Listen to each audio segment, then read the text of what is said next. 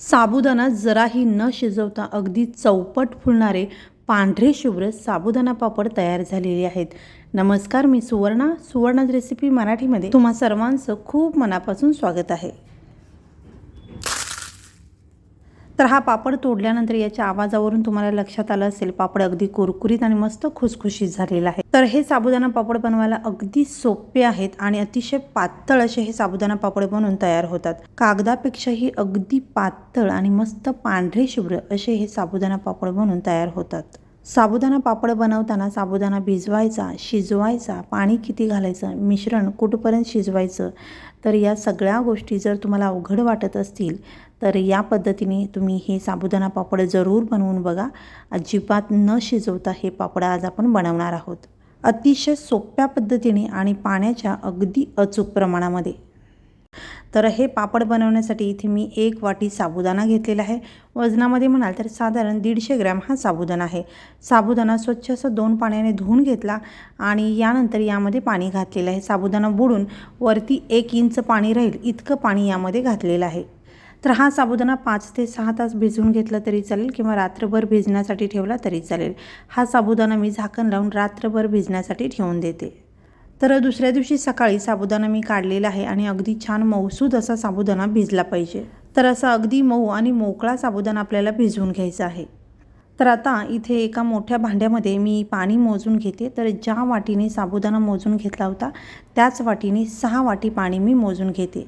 1 वाटी साबुदाणा घेतला होता त्यासाठी 6 वाटी पाणी घेते. तुम्ही दुसऱ्या कोणत्याही भांड्याने साबुदाणा मोजून घेतलात तर त्याच भांड्याने 6 भांडी पाणी आपल्याला घ्यायचं आहे. जर हा साबुदाणा तुम्ही अर्धा किलो 1 किलोच्या प्रमाणात घेत असाल तर तो साबुदाणा एखाद्या भांड्याने मोजून घ्या आणि त्याच भांड्याने 6 भांडी पाणी घ्यायचं आहे.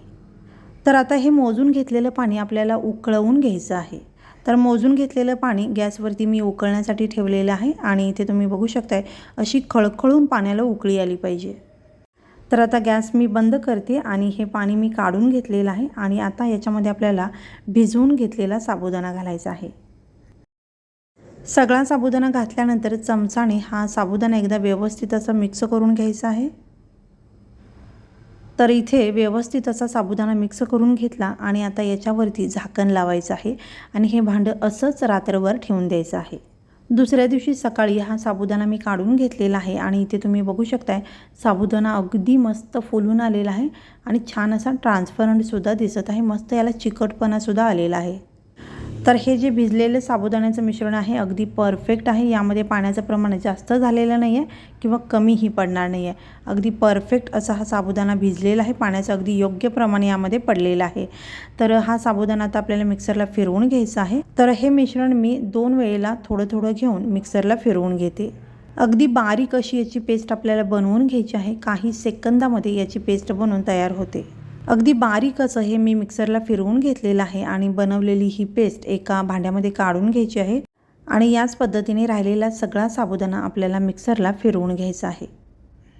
तर या मिश्रणाची कन्सिस्टन्सी तुम्ही बघू शकताय. असं मिश्रण असायला पाहिजे म्हणजे पापड बनवण्यासाठी अगदी योग्य असं हे मिश्रण आपलं तयार झालेलं आहे. तर आता याच्यामध्ये आपल्याला मीठ घालायचं आहे. तर नाश्त्याच्या चमचाने सपाट चमचा मीठ यामध्ये मी घातलेलं आहे. यापेक्षा जास्त मीठ घालू नका. तुम्हाला जर मीठ अगदी कमी लागत असेल तर यापेक्षा थोडंसं मीठ कमी करू शकताय. तर या पापडामध्ये मी फक्त मिठाचा वापर करणार आहे, पण तुम्हाला जर यामध्ये जिरे घालायचे असतील तर घालू शकताय.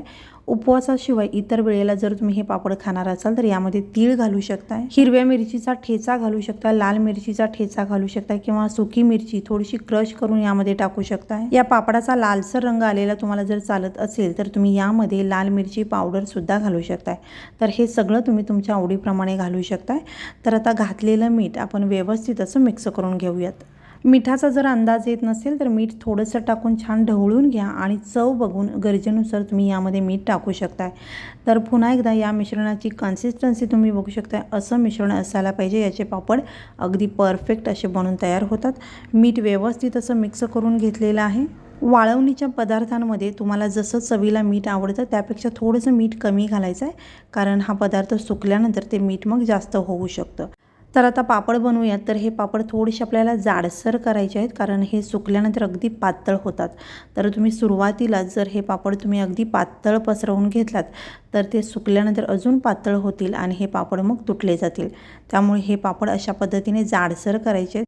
किंवा पळीने हे पापडाचं मिश्रण घातल्यानंतर त्याला जास्त पसरवायचं नाही आहे, अगदी हलकासा आकार देऊन घ्यायचा आहे. तर हे पापडाचं मिश्रण जास्त न पसरवता अशा पद्धतीने हे पापड थोडेसे जाडसर करायचे आहेत. तर याच पद्धतीने मी सगळे पापड बनवून घेतलेले आहेत. तुम्ही बघू शकताय असे हे छान पापड तयार झालेले आहेत. तर हे पापड मी पंख्याखालीच दिवसभर सुकवून घेते. संध्याकाळपर्यंत एक बाजू छान सुकली जाते, बाजू पलटवून पुन्हा मी रात्रभरासाठी पंख्याखाली ठेवून देते आणि दुसऱ्या दिवशी हे पापड एखाद्या पसरट भांड्यामध्ये किंवा परातीमध्ये घालून दिवसभर उन्हामध्ये अगदी कडकडीत असे सुकवून घ्यायचे आहेत. म्हणजे वर्षभर साठवण्यासाठी हे पापड आपले तयार होतात. एक दिवस घरीच आणि दुसऱ्या दिवशी उन्हामध्ये हे पापड मी छान कडकडीत असे वाळवून घेतलेले आहेत. तर इथे तुम्ही बघू शकता अगदी पांढरे शुभ्र मस्त पातळ असे हे साबुदाणा पापड बनून तयार झालेले आहेत. वाटीभर साबुदाण्यामध्ये ताटभर हे पापड बनून तयार झालेले आहेत. तर हे पापड आता आपण तळून बघूयात. तेल व्यवस्थित तापल्यानंतर गॅस मध्यम करायचा आहे आणि मध्यम गॅसवरती हे पापड आपल्याला तळून घ्यायचे आहेत. पापड तेलामध्ये सोडल्याबरोबर अगदी मस्त असा फुलून येतो. अगदी चौपट असा हा साबुदाणा पापड आपला फुललेला आहे आणि मस्त पांढरा शुभ्र झालेला आहे. तेलात सोडल्याबरोबर मस्त असा हा पापड फुलून येतो, त्यामुळे जास्त तेल पित नाही आणि हा पापड तेलकट अजिबात होत नाही. तर इथे तुम्ही बघू शकता प्रत्येक पापड अगदी मस्त फुलून आलेला आहे आणि अगदी पांढरा शुभ्र झालेला आहे. अगदी हलका फुलका तोंडात विरघळणारा मस्त खुसखुशीत असा हा साबुदाणा पापड आपला तयार झालेला आहे. तर याच पद्धतीने काही पापड मी तळून घेतलेले आहेत. साबुदाणा जराही न शिजवता जास्त मेहनत न घेता अगदी सोप्या पद्धतीने आपण हे साबुदाणा पापड बनवलेले आहेत आणि अगदी परफेक्ट चौपट फुलणारे मस्त पांढरे शुभ्र अगदी हलके फुलके असे हे पापड बनून तयार झालेले आहेत. साबुदाणा अजिबात न शिजवता पापड खार किंवा सोडा अजिबात न वापरता अगदी खुसखुशीत कुरकुरीत असे हे साबुदाणा पापड आपले बनून तयार आहेत. साबुदाणा पापड बनवताना मिश्रण शिजलं की कच्चं राहिलं हे बघायची आता अजिबात गरज नाही. साबुदाणा जराही न शिजवता अशा या सोप्या पद्धतीने पापड बनवलात तर अगदी परफेक्ट असे पापड बनवून तयार होतात. अगदी दुधासारखे पांढरे शुभ्र हलके फुलके आणि मस्त खुसखुशीत असे हे साबुदाणा पापड बनवून तयार होतात. तर एक पापड मी तुम्हाला तोडून दाखवते. अगदी कुरकुरीत खुसखुशीत पापड झालेला आहे आणि अजिबात तेलकट झालेलं नाही आहे पापड, तुम्ही बघू शकताय. तर असे हे दुधासारखे पांढरे शुभ्र बनवायला अगदी सोपे साबुदाणा जराही न शिजवता परफेक्ट पापड आपले तयार झालेले आहेत. तर या पद्धतीने तुम्हीसुद्धा हे पापड बनवून बघा आणि तुम्हाला जर हा व्हिडिओ आवडला असेल तर व्हिडिओला लाईक शेअर आणि चॅनलला सबस्क्राईब जरूर करा. आणि हा व्हिडिओ पाहिल्याबद्दल खूप धन्यवाद.